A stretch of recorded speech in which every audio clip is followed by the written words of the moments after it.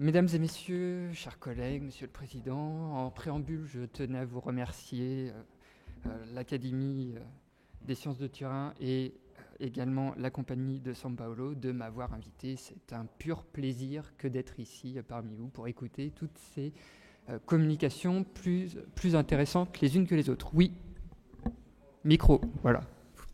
Ça va, vous m'entendez? Voilà. Alors, je vais aborder donc, les relations entre Frédéric Caillot, donc, voyageur et naturaliste nantais, et notre cher Drovetti. Tout d'abord, voici un portrait de Frédéric Caillot qui a été réalisé en 1819 par André Dutertre, qui avait participé à la campagne d'Égypte. Et maintenant, vous pourrez voir quelle tête a ce fameux Frédéric Caillot. Vous pourrez voir ce personnage d'un petit peu plus près. Alors, Frédéric Caillot va avoir une formation un petit peu atypique. Donc, il naît en 1787 à Nantes, dans l'ouest de la France, et il va entamer une carrière de bijoutier horloger. Et il manifeste très tôt donc, des talents de dessinateur. Et il a également un intérêt tout à fait particulier pour la minéralogie. Il va ainsi faire des études au Muséum national de Paris et va ainsi poursuivre sa formation de bijoutier horloger à travers l'Europe, notamment en Belgique, en Hollande, en Italie, où notamment il va travailler dans les ateliers de bijoutiers renommés. À un moment crucial de l'histoire, il se trouve en Italie en 1815 et il va être obligé de fuir donc suite à la défaite napoléonienne, et il va fuir ainsi vers la Turquie et il va débarquer finalement à la cour du sultan Mahmoud II, qui va l'engager donc, pour son service personnel au palais de Topkapi, où il sera notamment employé à sertir de pierres précieuses des sabres qui seront offerts aux hôtes de marque. Donc, ayant amassé une petite fortune en travaillant pour la cour de Mahmoud II, eh bien, Caillot va décider de poursuivre son voyage en Égypte. Et là, il va finalement rencontrer le consul Drovetti. Donc, Caillot arrive en mai 1815 à Alexandrie et il va très rapidement ouvrir un atelier de joaillerie dès les premiers mois. Et il va également s'intéresser aux antiquités et il va lui-même non seulement acheter des antiquités aux autochtones, mais également se lancer dans des fouilles. Et Drovetti va entendre finalement parler de ce jeune Français qui est récemment arrivé et il va lui proposer de l'emmener avec lui visiter la Haute-Nubie, et donc ils vont ainsi voyager entre janvier et juin 1816. On vous en a parlé tout à l'heure. Alors, ce qui est intéressant dans les archives de Frédéric Caillot qui sont conservées au Muséum d'histoire naturelle de Nantes, c'est que l'on dispose d'une partie de ce journal qui est totalement inédit de voyage et qui nous renseigne donc sur le périple donc, entre Alexandrie et Wadi Halfa en compagnie de Drovetti.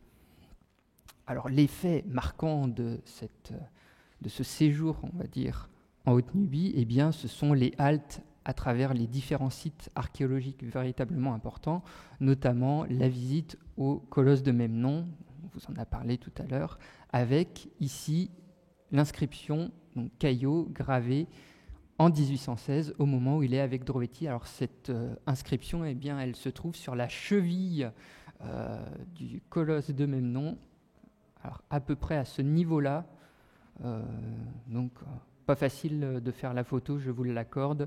Ce fut toute une escalade. Je me suis même retrouvé un peu dans une position qui ressemblait un peu à celle de ces pionniers. Donc ils parviennent ainsi, on vous l'a expliqué, au temple d'Abou Simbel donc en mars 1816, et vous connaissez désormais tout le périple et les aventures rocambolesques pour cette vaine ouverture du temple d'Abou Simbel, qui sera finalement ouvert par Belzoni un petit peu plus tard. Néanmoins, Caillot et Drovetti eh bien, vont se lancer là aussi dans quelques éléments de fouilles, en particulier dans la nécropole thébaine, et une note de Caillot que j'ai découvert dans les archives du muséum eh bien, raconte la découverte d'un cercueil, en l'occurrence, en mai 1816, dont Caillot va réaliser un dessin et que j'ai pu ainsi identifier grâce à cette notice, dans un très très mauvais état de conservation, comme vous le voyez, dans les greniers et les réserves du musée d'Aubray à Nantes. Voilà. Donc, qui est en cours de restauration, Dieu merci. Donc, suite à ce parcours et cette découverte de l'Égypte en compagnie de Drovetti, eh bien, Caillot va être présenté et introduit à la cour du vice-roi. Et donc, dans son journal, Caillot raconte, au terme de ce premier voyage en Nubie, Drovetti lui aurait dit donc, « Ramassez votre bijouterie, je vous fais minéralogiste du Pacha ». Donc, sur la proposition de Drovetti, Caillot va obtenir le poste de minéralogiste officiel de la cour du Pacha, donc officiellement le 7 août 1816, et il va lui confier comme mission de retrouver donc, des mines d'émeraude qui avaient été exploitées jusqu'au sous Ptolémée VI, au Djebel Zoubara, sur les rives de la mer Rouge. Donc, bénéficiant ainsi de moyens véritablement importants pour l'époque, toute une caravane, etc. Donc, Caillot va partir en direction de la mer Rouge, donc, à travers 3 expéditions successives entre novembre 1816 et mars 1818, et il va ainsi pouvoir explorer en même temps donc, les sites qui n'étaient pas encore connus entre Edfou et la mer Rouge. Il va ainsi pouvoir identifier, on va le voir, quelques temples. Donc, ces expéditions, certes, vont être extrêmement coûteuses pour Méhémet Ali, mais au final, elles ne seront pas du tout rentables, puisque les mines d'émeraude vont certes donc, livrer quelques pierres précieuses, mais pas pour une exploitation à grande échelle. Néanmoins, archéologiquement, ces expéditions sont très intéressantes, puisqu'elles permettent de découvrir plusieurs temples rupestres, comme celui de Canaïs, donc, que vous voyez ici. Donc, ces temples sont véritablement intéressants, puisque l'on a des gravures de Caillot et des relevés des inscriptions. Alors, je précise que, bien sûr, Caillot ne sait absolument pas lire les hiéroglyphes. En revanche, c'est un très très bon dessinateur, aussi bien pour les bas-reliefs que pour les inscriptions. Donc, voici une autre vue. Donc, je passe rapidement. Voilà. Et finalement, Caillot, à un moment donné, donc, au terme de ses expéditions au Djebel Zoubara, eh bien, va rejoindre progressivement l'équipe Drovetti et les fameux agents donc, en compagnie de Jean-Jacques Riffaut. Et il y a un épisode assez intéressant, on vous en a parlé à l'instant, c'est l'épisode de l'obélisque de Philae, donc, qui est enlevé par Belzoni et qui va à un moment tomber à l'eau. Et à ce moment-là, Caillot a vu l'obélisque tomber dans le Nil et avait repéré déjà quelques antiquités qui se trouvaient à proximité et dont Belzoni avait déjà gravé son nom dessus. Et Belzoni nous raconte dans son journal qu'il suspecte Caillot d'avoir écrit au charbon de bois sur les blocs qu'il se réservait, en gros, opération manquée, suite justement à l'échec du transport de l'obélisque, donc une espèce de petite vengeance en rapport avec Caillot. Donc ils auront véritablement des relations difficiles, Belzoni, Caillot, on vous en a parlé tout à l'heure, que ça se réglait parfois à coups de poing ou à coups de fusil dans la nécropole thébaine. Caillot nous donne véritablement des témoignages de cette friction, dirons-nous. Donc cet obélisque de Philae, finalement, il est lui aussi très important dans l'œuvre de Caillot, dans la mesure où Caillot lui-même va prendre des copies, non seulement des hiéroglyphes qui se trouvent dessus, mais également de l'inscription qui se trouve sur le socle, qui est un décret de Ptolémée et Vergette, et qu'il transmettra à Champollion. On sait que Champollion a utilisé la fameuse pierre de Rosette pour son théorème, également un autre document qui s'appelle le papyrus Casati, et ce que l'on sait moins, c'est qu'il a également utilisé l'obélisque de Philae, dont les inscriptions ont été transmises par Frédéric Caillot, justement. Alors Frédéric Caillot va également se lancer dans une observation, une découverte des oasis libyques. Je passe rapidement, il va notamment mettre au jour plusieurs temples, à l'oasis de Kharga, le temple de Douche ou le temple d'Ibis. Et progressivement, à chaque fois qu'il fait une campagne d'exploration, eh bien, il finit toujours par revenir à Thèbes et participer donc, à ces fameuses campagnes de fouilles dans la nécropole. Et il nous raconte, encore une fois, les frictions entre Français et Anglais avec Soult, Belzoni, bien sûr Drovetti, et les fameuses bagarres entre les uns et les autres. Et finalement, on a très peu de preuves que finalement Caillot va travailler pour Drovetti.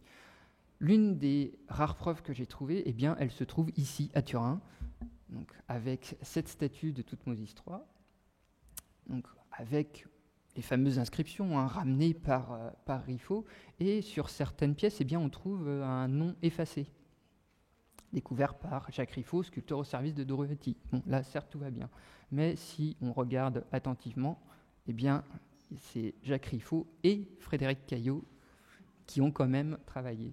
Alors là, je suspecte Riffaut d'avoir volontairement effacé le nom de son ami Caillot pour s'approprier lui-même la découverte. Mais ce n'est qu'une hypothèse. Alors Caillot, lui aussi, c'est, on va le dire, quelqu'un d'assez joueur. C'est un comique. Il aime faire des plaisanteries. Et l'une de ses plus célèbres plaisanteries, eh bien, c'est, on va le voir, l'un des personnages importants de cette époque qui en a fait les frais. Donc, je vous cite, donc, pour se délasser de ses fatigues, M. Caillot abusait parfois du goût que professait pour tous les objets d'antiquité un voyageur fort éclairé qui se trouvait alors à Thèbes.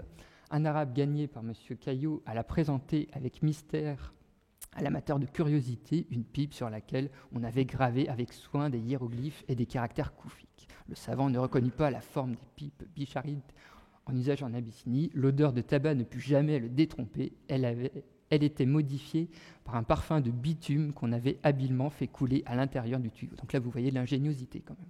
Le voyageur remercia beaucoup le bédouin et se hâta de le payer 35 gourdes, une pipe antique sur laquelle il proposait d'écrire un long mémoire. Cette découverte importante fera travailler sans doute bientôt les hommes les plus éclairés du monde. Et c'est finalement Belzoni qui nous donne l'identité de la victime de cette farce. Donc, Mohamed Bey mit sur le tapis la petite anecdote sur la pipe fabriquée par M. Caillot et vendue comme antique à M. Soult, donc le consul d'Angleterre quand même.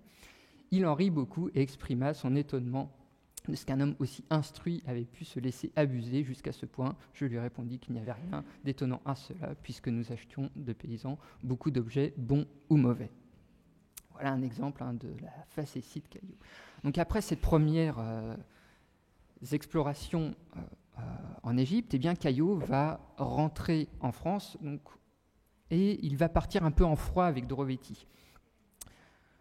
En effet, il y a eu quelques tensions, notamment sur le fait que Caillot se constitue lui-même une collection relativement importante d'antiquités et profite un petit peu des réseaux de Drovetti pour récolter ces antiquités.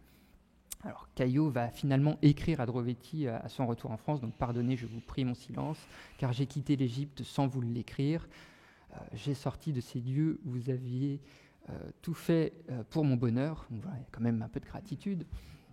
Sans vous en témoigner de reconnaissance, aurais-je oublié que je vous suis redevable de tous les bienfaits que j'ai reçus en Égypte? Non, monsieur Drovetti, croyez-moi tout autre, aveuglé un moment par la passion des antiquités. Cela m'a peut-être rendu injuste à votre égard. Je reconnais mes torts. Ne serais-je jamais à même de pouvoir prouver ma reconnaissance et tout le bien que mon cœur vous désire? C'est une véritable déclaration. J'arrivais en France et déjà, je pense à l'Égypte et aux sages conseils que vous me donnâtes dans vos dernières lettres. Je me rends à Paris où j'aurai l'avantage de voir monsieur le comte de Forbin et de lui donner une belle description de vos antiquités. En effet, eh bien, Frédéric Caillot va devenir le meilleur représentant donc, des collections Drovetti en France. Ça va être un représentant de choix. Il va vouloir promouvoir cette collection et notamment, en premier lieu, à Edme-François Jomard, dont on a fait la connaissance tout à l'heure. Donc le petit Caillot est arrivé ici. Alors le petit, c'est le jeune, bien sûr. Le petit Caillot est arrivé ici où il est fort à la môme. Monsieur Jomard, commissaire du gouvernement près de l'Institut d'Égypte, l'appuie de tout son pouvoir. On lui achète ses notes sur la grande oasis où il est allé depuis mon départ. sur l'Égypte, et on est fort occupé de sa découverte des mines d'émeraude qu'il avait trouvées à son premier voyage, ainsi que la ville abandonnée que l'on suppose être l'une des Bérénices. Il est important que vous me demandiez ce que vous pensez, etc. etc. Bon, je passe rapidement. Et Jomard, c'est un personnage très important, on l'a vu, c'est lui qui est en charge de la publication de la description de l'Égypte, et il va faire bénéficier Frédéric Caillot donc, de tout l'arsenal technique pour publier ses découvertes, donc notamment cette machine qui servira à graver toutes les planches de l'ouvrage de Caillot, et il va également réaliser des cartes donc, qui seront les premières à sortir depuis l'expédition d'Égypte en France.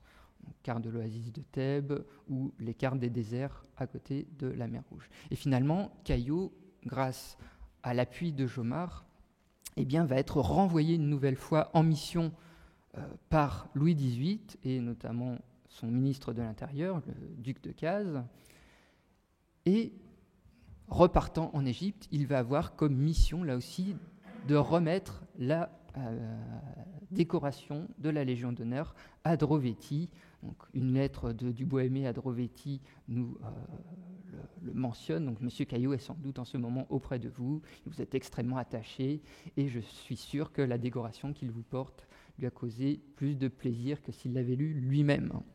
Voilà, donc là, Caillot est mandataire. Donc, Caillot, donc de retour en Égypte, va avoir cette fois-ci pour mission de poursuivre en réalité les travaux de l'expédition d'Égypte, qui s'était arrêtée à Philae. On lui demande d'explorer non seulement les déserts, à l'est et à l'ouest du Nil, mais surtout de continuer cette remontée du Nil vers la Nubie. Donc, cette nouvelle étude, elle va être publiée dans plusieurs ouvrages. L'un de ses premiers ouvrages, c'est Le voyage à l'oasis de Siwa. Et Caillot et Drovetti vont ainsi collaborer, puisque Drovetti, lui aussi, va faire ce voyage à l'oasis de Siwa et transmettra finalement des informations à Jomard pour faire cette publication, donc Le voyage à l'oasis de Siwa. Bon, je passe rapidement. Voilà. Et Frédéric Caillot, lui, finalement, il va être connu pour sa découverte, sa redécouverte de la Nubie, avec comme grand élément la nécropole royale de Méroé, donc qu'on peut toujours aujourd'hui visiter. Ça, c'est vraiment le fait marquant. Je vous montre juste quelques planches, vous le voyez, du grand ouvrage majeur de Frédéric Caillot, c'est Le voyage à Méroé et au fleuve Blanc, et vous voyez vraiment ici tous les talents de dessinateur de Caillot, qui sont tout à fait remarquables. Vous avez ici la planche de la nécropole, réalisée avec un matériel tout à fait rudimentaire, et je me suis amusé à la superposer avec une image satellite, et vous voyez que c'est tout à fait remarquable. Donc, comme je vous l'ai dit, et j'essaye de faire vite, je sens vos estomacs rugir, Frédéric Caillot a été l'un des meilleurs ambassadeurs de la collection et des collections Drovetti entre 1819 et 1825. Donc, le comte de Forbin, donc dans sa correspondance avec Drovetti, mentionne à plusieurs reprises ce lien entre Caillot et la collection. Donc Frédéric Caillot parle de vous et de votre magnifique collection dans les meilleurs termes et comme on doit en parler. Et vous le savez, Drovetti va envoyer des échantillons pour essayer de séduire finalement la France pour acheter sa première collection. Donc on en a ici quelques exemples, plusieurs statues de Sarmet, donc des échantillons de la première collection Drovetti, et encore une fois, l'un des exemples de cette importance de Caillot. Donc je vois que vous avez une collection très belle et très précieuse d'antiquités égyptiennes. Ce cabinet est digne d'orner la bibliothèque du roi et le musée royal. Vous voyez déjà, Paris voudrait acquérir la première collection Drovetti. J'en ai souvent parlé dans ce sens à Monsieur le comte de Cazes, ministre de l'Intérieur, et à votre Académie des inscriptions et belles-lettres. J'ai même communiqué à l'un et à l'autre non seulement vos lettres, mais un catalogue fait de mémoire par M. Caillot, à qui j'avais demandé. Donc Caillot a eu la chance de voir cette première collection de Drovetti et en rédigea un petit descriptif donc, pour le gouvernement français.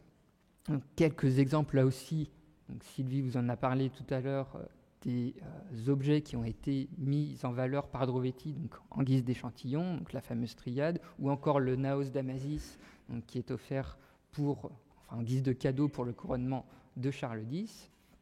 On sait aujourd'hui finalement que la première collection Drovetti arrivera à Turin, mais la France continue quand même à vouloir acheter la seconde collection, donc négociation en 1826-1827, et là aussi, donc Caillot, vous le voyez, donc, fait partie de la négociation en rapport avec Champollion pour cette acquisition. Bon, je passe rapidement là-dessus. Caillot va notamment faire référence à plusieurs pièces qui vont servir d'échantillon, comme le sarcophage de Jedor dont on vous a parlé tout à l'heure, la coudée royale de Maya, ou encore, ici un petit descriptif, donc, des antiquités que Caillot a pu voir dans la collection de Drovetti avant de s'embarquer pour rentrer en France, donc, notamment la coupe de Geuti, le masque en or que l'on vous a montré également tout à l'heure, et il va prendre également toute une série de dessins, donc notamment des bagues ici, que l'on a pu finalement identifier dans les collections du musée du Louvre comme appartenant à la collection Drovetti. Alors la collection Drovetti, elle entre en France finalement dans un contexte un peu particulier, je terminerai avec ça. Le règne de Louis XVIII et de Charles X, les règnes de Louis XVIII et de Charles X, ce sont les moments où vont arriver progressivement les premières antiquités égyptiennes donc en France. Sous le règne de Louis XVIII, finalement, on va avoir très peu d'objets qui vont être achetés dans la mesure où, finalement, c'est l'affaire du zodiaque de Dendera qui va finalement mettre un terme à toutes les éventuelles acquisitions, puisque le zodiaque de Dendera, il est acquis pour la somme de 150 000 francs, si bien qu'il n'y a plus d'argent pour acquérir la première collection Drovetti. Bon, la collection Caillot, on arrive encore à l'acquérir, le prix est raisonnable, 6 000 francs, et finalement, c'est surtout sous le règne de Charles X que l'on va pouvoir finalement acquérir énormément d'antiquités, la seconde collection Caillot, la seconde collection Tédéna du Vent, collection Durand, la seconde collection Salt, l'échantillonnage de Drovetti avec le sarcophage de Jedor et surtout la seconde collection Drovetti pour 150 000 francs. Donc vous voyez, ces deux règnes, ils sont véritablement importants et marquants pour cette histoire de l'égyptologie. C'est véritablement ici la naissance des premières collections égyptiennes en France, dont Caillot sera l'un des acteurs. Et je termine avec ceci et je vous remercie.